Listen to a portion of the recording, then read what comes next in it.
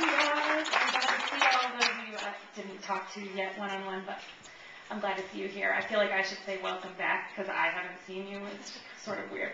Anyway, one of the first books I want to tell you about is not on here because this is the first read that I loved and nobody was paying attention to until it showed up on the National Book Award list a couple weeks ago, and it won last night.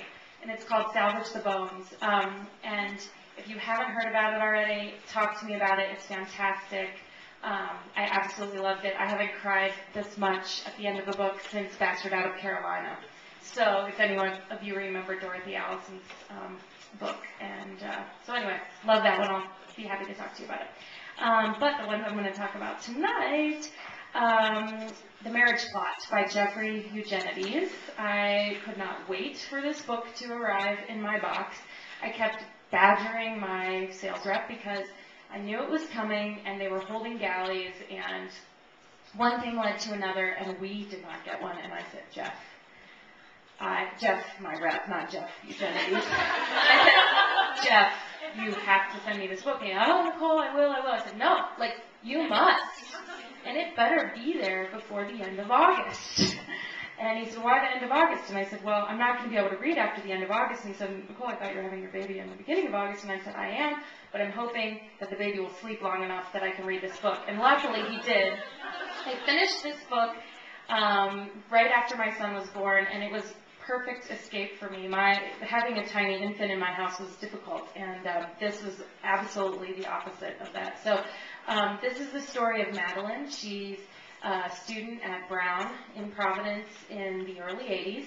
She's about ready to graduate. In fact, the opening chapters is the graduation ceremony. And of course, as the title indicates, she's stuck in a love triangle.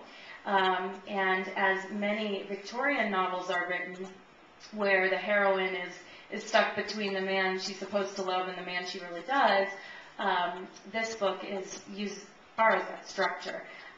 Madeline is one of the narrators, and the other narrators are Leonard, her manic-depressive boyfriend who proposes, and one of her other friends who's, of course, madly in love with her, Mitchell.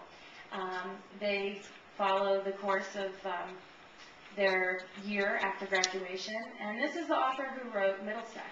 So if you remember the layers of cultural information of a time that Middlesex brought back to our memories, and also travel and sort of the smart kind of ways that we became who we are in the early 80s, this book opens all of those doors.